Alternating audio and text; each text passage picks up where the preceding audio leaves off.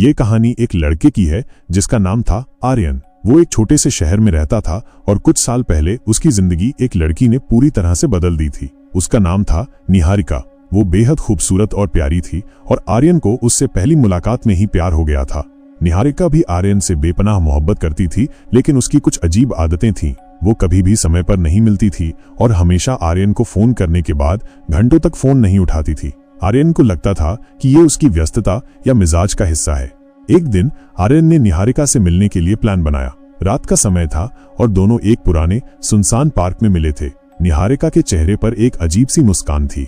वो बहुत अलग लग रही थी। उसकी आंखों में कुछ गहरी उदासी थी और उसकी आवाज में कुछ भी सामान्य नहीं था। क्या हुआ निहारिका? आर्यन ने पूछा। तुम ठीक हो? निहारिका ने कुछ नहीं कहा, बस आर्यन का हाथ पकड़ लिया और धीमे से बोली, मैं तुमसे हमेशा प्यार करती रहूंगी आर्यन, चाहे कुछ भी हो जाए। आर्यन ने हंसी मजाक में कहा, तुम मुझे डराओ मत, तुम तो हमेशा मुझे तंग करती हो।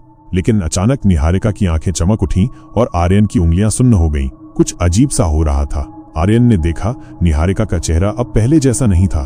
उसके चेहरे से रंग उड़ चुका था और उसकी त्वचा बेजान हो गई थी। आर्यन के दिल की धड़कन तेज हो गई। तुम कौन हो? आर्यन ने घबराते हुए पूछा। निहारिका हंसी और उसकी हंसी में कोई इंसानियत नहीं थी। मैं वही हूँ जो तुमसे हमेशा जुड़ी थी आर्यन। मैं तुम्हारी काली रातों, तुम्हारे ख्वाबों में, मैं तुम्हारी खौफनाक दुनिया हूँ। तुम मुझे कभी नहीं छोड़ सकोगे।